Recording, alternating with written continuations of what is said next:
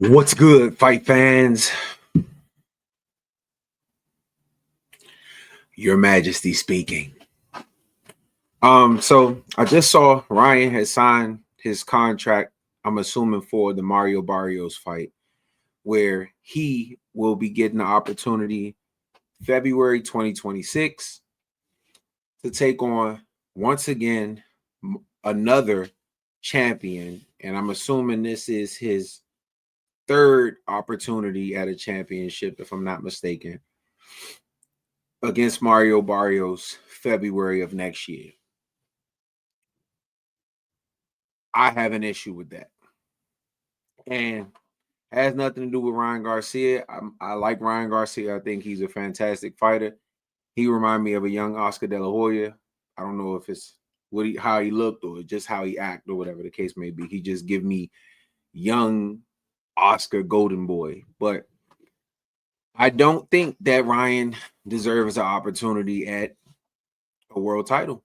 He's coming off of, granted, I'm not sure how I feel about the PEDs and the Osterine or whatever the hell it was that he popped for, but you're one fight removed from that.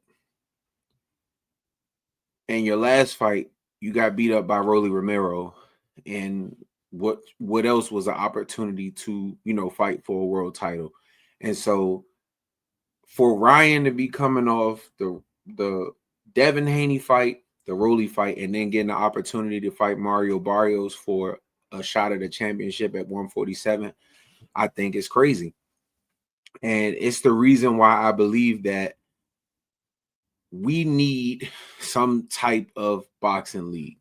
So, like I said, I understand that a lot of y'all hate Dana White. A lot of y'all don't like Turkey or whatever the case may be. But I believe that in order for boxing to be or get to a place where it used to be, there has to be some sort of organization. And when I say organization, I'm not talking about this group of people controlling this sanctioning body and these belts, and this group of people controlling this sanctioned body and these belts. I'm talking about under one roof, one belt per division. And you won't end up in these situations where somebody like Ryan, who has a huge fan base, who's very popular, and they believe that maybe he can sell tickets or maybe he can get eyes on the sport or whatever the case may be. I don't think it's translated. I don't think his fan base has translated to pay-per-view buys or anything like that outside of the Tank Davis fight. And so to me, it just doesn't make sense for Ryan to be able to get a shot at an opportunity at a title. I don't think it's fair because I think it's so many people who like Boots. Let's say Boots, for example. And I get it. You're going to say, well, Earl and Bud was there when Boots was waiting for his opportunity, and now 147 is wide open. But I think somebody like Connor Ben, maybe, and I know he popped dirty too. Like I said, everybody's popping dirty. The sport of boxing is wicked these days, and honestly, I got another video coming about the wickedness of the sport of boxing because I just seen something else on the Devin Haney and Brian Norman press conference that piqued my attention with this Carl Moretti stuff. So I got another video coming on Carl Moretti and how boxing is wicked and the corruption of boxing, the way things happen and the way things are and how they should be and what they not. So stay tuned for that video. But this right here is just another form of why, or you can use this as an example as to why boxing ain't what it should be. And it's all of the antics that take place with these sanctioning bodies and these promoters. And if you, this person, or if I can pay you to slide this person into a slot, then he can get a title shot. It's just dumbing down the sport. Like that's one of the reasons, one of the things that I saw Devin Haney say to Brian Norman is anybody can be a champion. And he's absolutely right. Because if you got the right people behind you, or you got the right promoter, or you got the right fan base, or the right Instagram following, you can get a title shot. I wouldn't be surprised if fucking Anthony Joshua and Jake Paul end up being for a title, you know, who the fuck knows nowadays. But I'm just on here as a fan to rant about how this shit is stupid. You know, it's really not fair to a lot of these people who really grind and should get these opportunities. Not to say that Ryan don't work hard or whatever the case may be. That's not what I'm saying. But Ryan, you are 3 opportunities in within 3 or 4 fights. Whereas somebody like Erickson Lubin had an opportunity at a belt 1 time or maybe twice or some shit like that.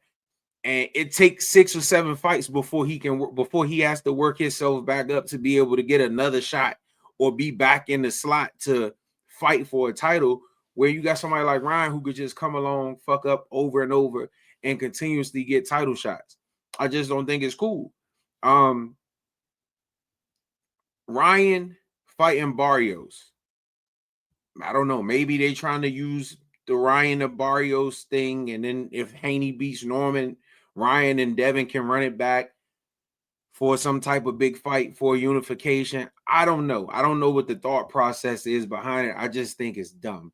And that's why I am lobbying and in favor of there being a boxing league. And I get it. The pay may be different for a lot of these guys, but quiet as kept, only the top fighters getting paid like that anyway. A lot of these fighters that's on the undercards ain't getting those huge paydays anyway. So, but I think it would be much more beneficial for a league for somebody like Kermel Moten, who has fought God knows how many times as a young prospect and hasn't had an opportunity at a shot once. Abdullah Mason is getting his shot. Cool. But there just needs to be an organized system so that us as fans can follow. Okay, boom, you beat this person, this person's next. This is the champion. He got to fight this number 1 guy. Number 1 got to fight number 2 to see who's, you know what I'm saying? That way, we always get the best fights. There's only one champion. It's harder to become a champion. You can't pity pat your way through to a championship through the weak link. Mario Barrios, no disrespect to him. I think Mario Barrios is a good fighter, but we all know that Mario Barrios ain't the best champion. Mario Barrios to me is like a Paulie Malignaggi champion or whatever the case may be. No disrespect to Paulie, but we all know Paulie shouldn't have been a champion at 147.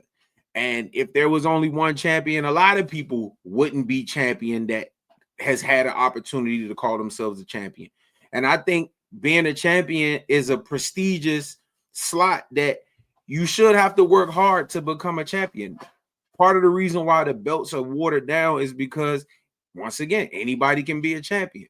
But I don't want to ramble on about this stupid shit, but I did want to get my thoughts out on how I don't think it's fair that Ryan gets to keep fighting for chips, and after being suspended for a year and then losing a Rolly, and then all of a sudden you keep getting rewarded for losing or popping dirty or whatever the case may be.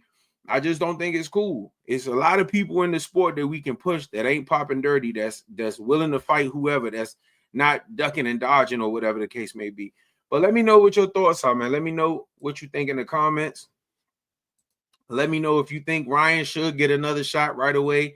Let me know what you think the thought process is of these promoters. I don't know if it's Turkey or whoever that may be giving him this opportunity, but do y'all think they trying to set up the Devin and Ryan fight, but for bigger stakes, but for unification? If Devin wins this weekend and then Ryan can win in February somehow, I believe that they had already said that fight was supposed to be next. But do y'all think that they trying to up the ante?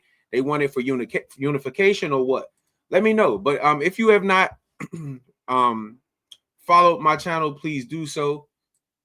And if you have not subscribed to the channel, also please do so. Hit the notification bell so that you will be notified when I drop future videos.